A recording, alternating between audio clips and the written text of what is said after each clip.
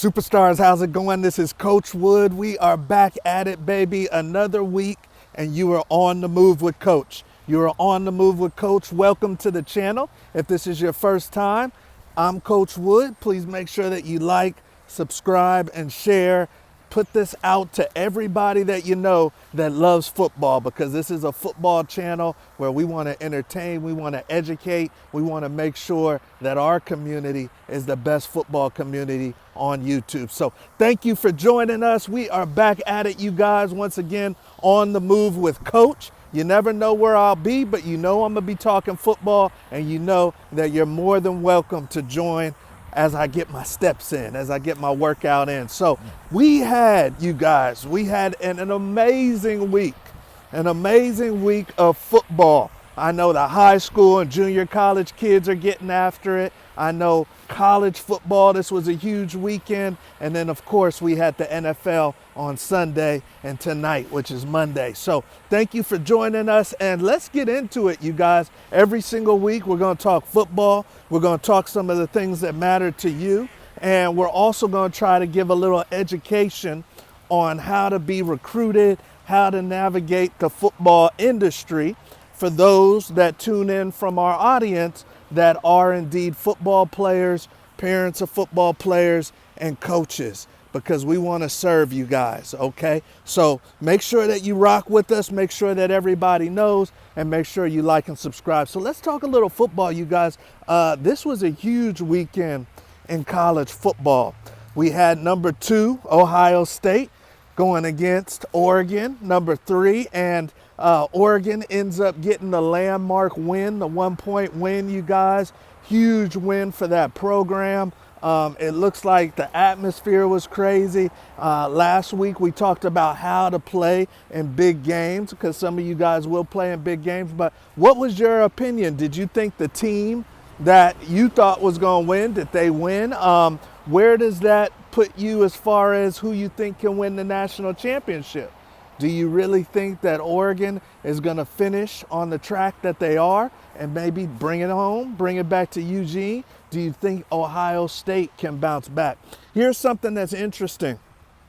Ohio State, you guys, for probably the last 2 decades, maybe even more, have had absolutely amazing quarterback play. I mean, they've had Heisman Trophy winners, Troy Smiths of the world.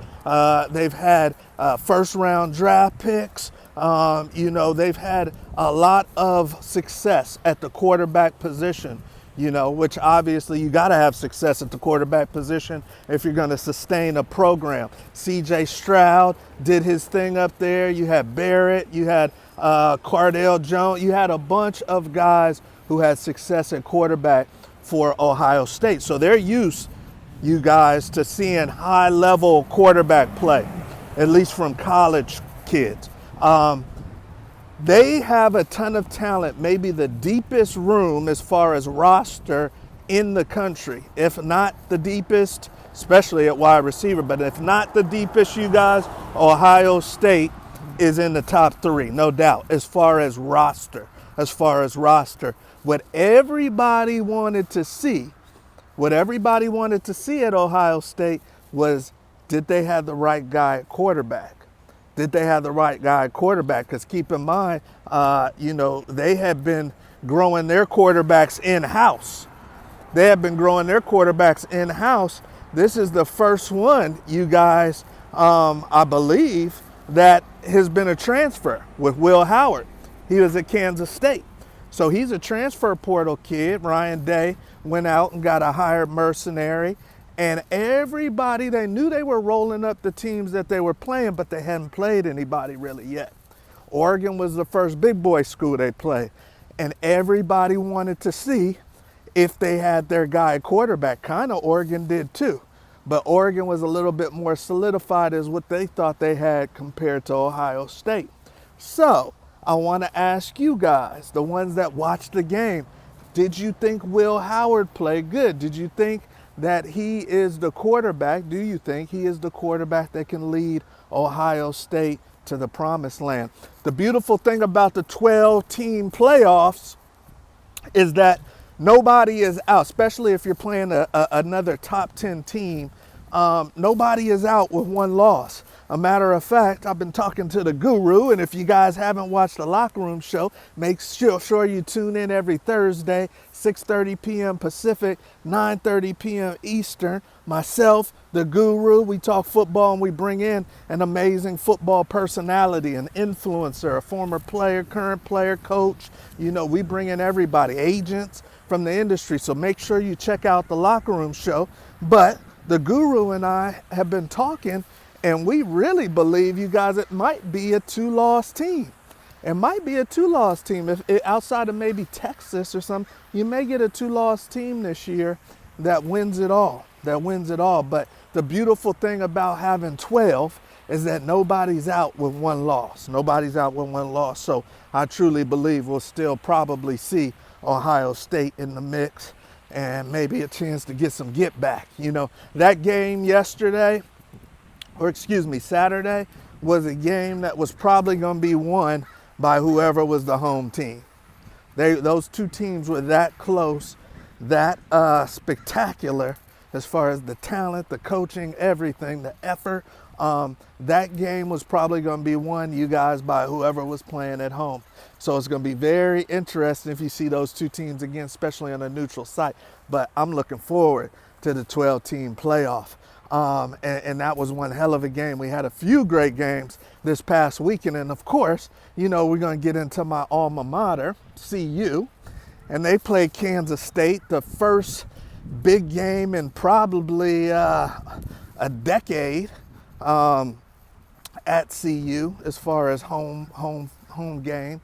A chance to really be a contender in the Big 12, a chance to beat a team at home that's ranked, you know, and has been a foe for years in the old Big 12 back when I played. And unfortunately, my alma mater came up short. Had a chance to win it in the end, came up short, had no idea why they were in man coverage at the end of the game, especially without Travis Hunter, but they came out short. So for those that watched the game or didn't watch the game, one of the biggest things that's being talked about is CU losing 4 wide receivers in the game. They lost Travis Hunter, which unfortunately, you know, you're losing maybe the best player in the country, definitely the top 3 best players in the country. You're also losing someone who's a factor on both sides of the ball. So that was catastrophic. And we've always feared him getting hurt, playing with so many reps. And then you lose Jimmy Horn, you lose Amarion Miller, and you lose, I think, the kid Timmons at the end. So you lose 4 wide receivers. I've been around football my whole life. I've never seen an entire unit get decimated like that. I don't know if the boys need to drink more milk or what. I don't know. I know our Marion Miller's was a freak, and I'm really praying for that young man because he's a talent. I know that was a freak accident, but what Travis went through with the stinger, or hopefully it's not dislocated shoulder, I have no idea what happened with Jimmy Horn. And then Timmons barely plays, gets in late, and he gets hurt. So I don't know if that was just super bad luck. I don't know if the boys, you know, it was something with their training, but you cannot afford to lose 4 people from one unit. I'm surprised they still had a chance to win the game. Okay. The best ability is availability. The best ability is availability, and unfortunately, the CU wide receivers were not available for Shedeur and the rest of the team, but the team still had a chance to win. And Shedeur still got them back. And at the end, that defense should have stepped up. That defense should have stepped up at the end, but the coach has to know that, hey, I'm missing my star cover guy. I got to play some zone, especially since Kansas State needed a touchdown. So you guys, and then we won't even talk about the PI, or we won't even talk about the fact that they shouldn't have been throwing it deep on 4th down. But that's a whole nother on the move with coach. But that was an amazing game as well. The NFL had some great games. And the thing I want to ask you You know, when you look at the NFL, think about the NFC North. The NFC North, you guys, has 4 teams that are already with 4 wins. So we're 6 games into the NFL season, and 4, Bears included, of the NFC North teams already have 4 wins. And then, of course, the Minnesota Vikings are sitting at top 5-0 at the top of the division. Nobody expected the NFC North to be that good.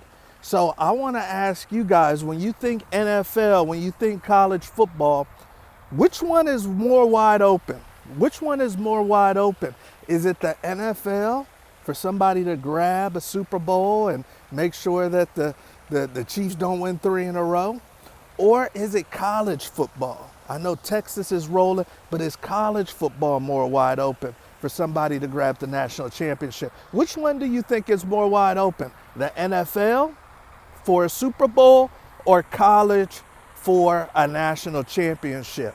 Both are going to be exciting, and there's a few teams, you guys, that I know got some opportunities and some capabilities to maybe pull it off, okay? So you guys let Coach Wood know which one is more open. Is it college football or is it the NFL for somebody to sneak in there and get themselves a championship, okay? Now, the last thing I want to talk about